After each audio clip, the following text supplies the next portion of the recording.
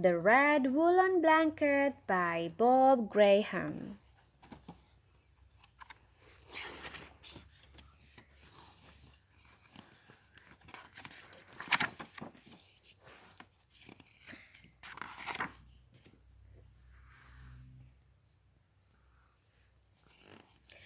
A blanket for the new baby when he comes.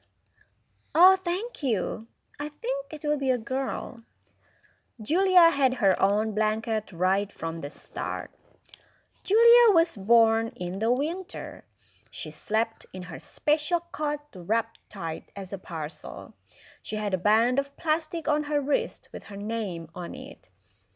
She's as bold as an egg, said her father, helping himself to another chocolate. Julia came home from the hospital with her new red blanket, a bear, a gray woolen dog, and a plastic duck. Waiting at home for her were a large pair of pants with pink flowers and a beautiful blue jacket specially knitted by her grandmother. Isn't blue for boys? No, it doesn't really matter, said Mom.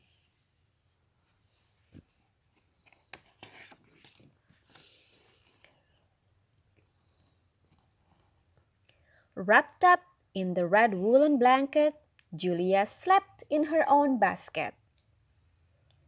Or in the front garden in the watery winter sunshine. Her hair sprouted from the holes in her tea-cozy hat. She smiled. Nothing worried Julia.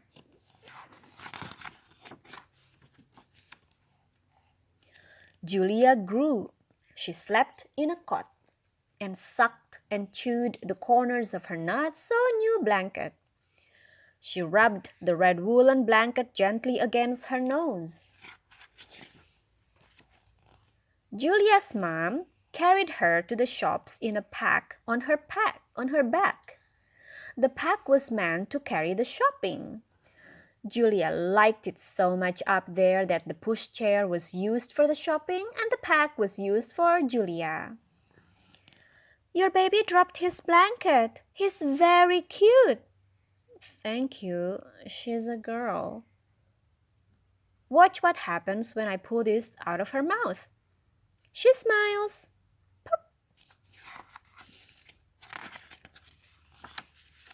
Then Julia was crawling and her blanket went with her.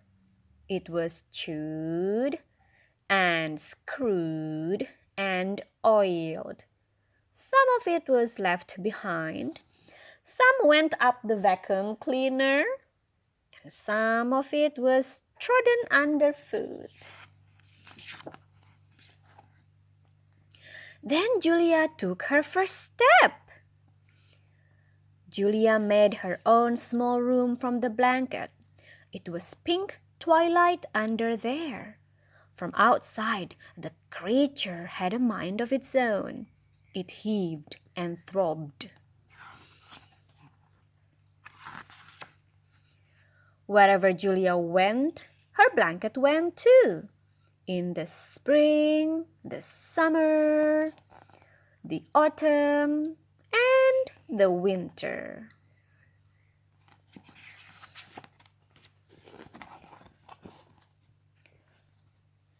Julia was getting bigger. Her blanket was getting smaller. A sizable piece was lost under her lawn mower. If Julia ran off deep into a forest, said her father, she could find her way back by the blanket threads left behind. The day that Julia started school, she had a handy little blanket, not much bigger than a postage stamp.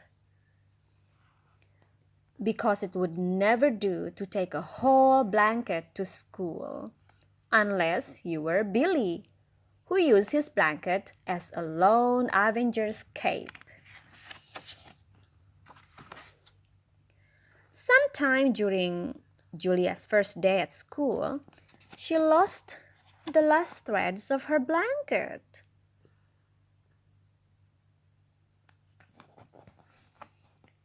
It may have been while playing in the schoolyard or having lunch under the trees.